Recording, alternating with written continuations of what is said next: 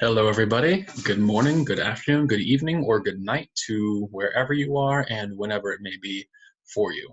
That is a reference to The Truman Show, which is a great movie that came out about 20 years ago. If you haven't seen it, I highly recommend it.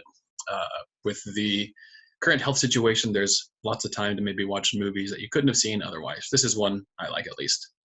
Anyway, this is just a quick video update to kind of orient you to what we're doing this week and what is due and what's coming up and some of the changes in the class. So let's kind of go over this Word document I made and talk about what's going on. So the topic this week is Chapter 12, which is working parents, and I can't think of a more relevant topic to go over right now than this one. Right now, myself included, there are thousands or even millions of parents who have kids who are home with them because the schools are shut down and they're having to balance working from home or finding emergency childcare procedures.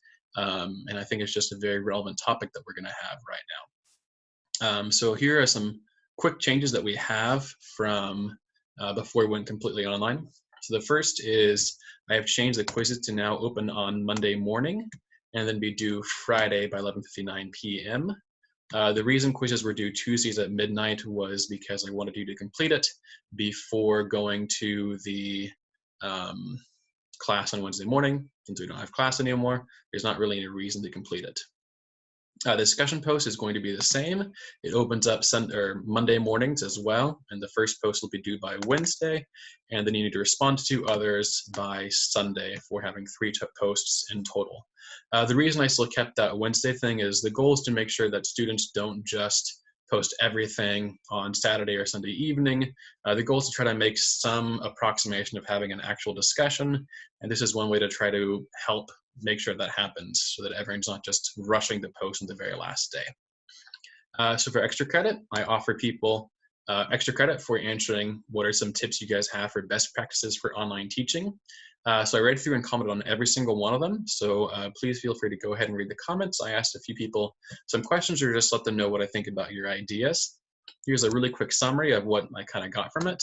It's really helpful to give weekly reminders, either through a video update, just to kind of maintain that face-to-face kind of experience, but also just to help stay on top of things. It's easy to forget stuff when it's online and just words on the screen instead of a person's face that you see.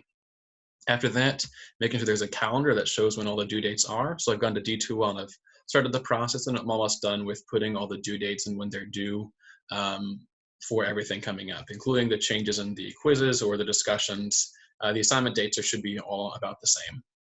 It's helpful to have the content centrally located. So on D2L, as I'll show you, I'm going to have everything done in weekly modules. So that way you can go to this particular week and then find everything you're looking for that will be due or that's coming up or that you're supposed to accomplish during that week.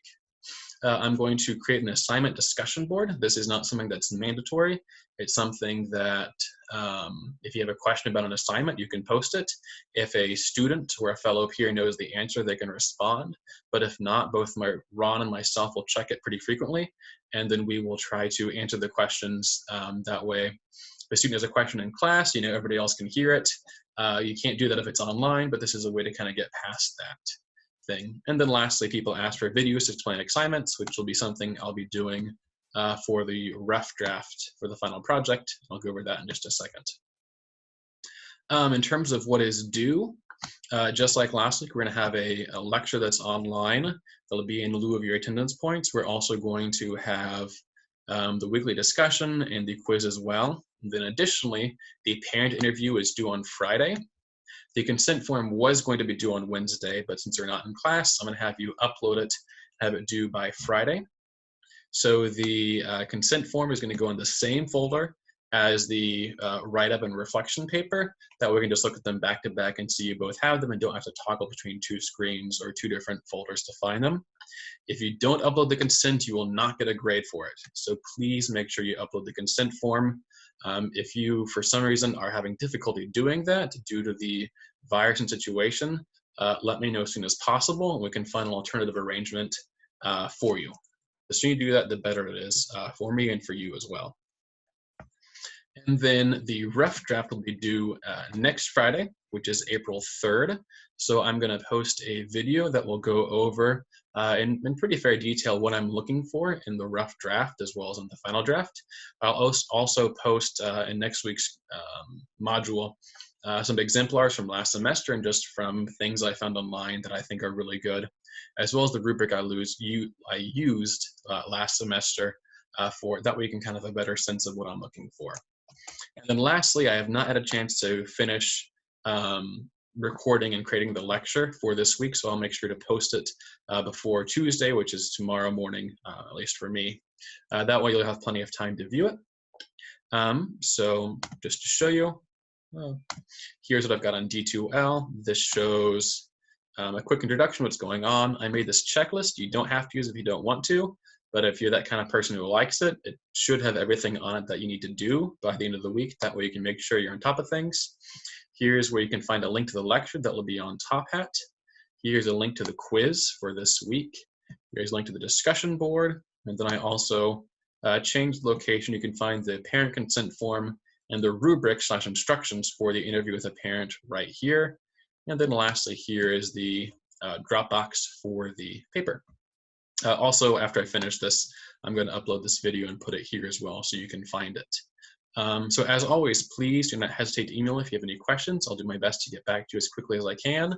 My wife and I have kind of figured out an arrangement for when I watch my son and when she watches our son, so we can both work and get things done, but it's made it a little bit slower to complete things. So anyway, I hope you guys are staying safe and staying healthy, and please let me know if you have any questions. All right, bye.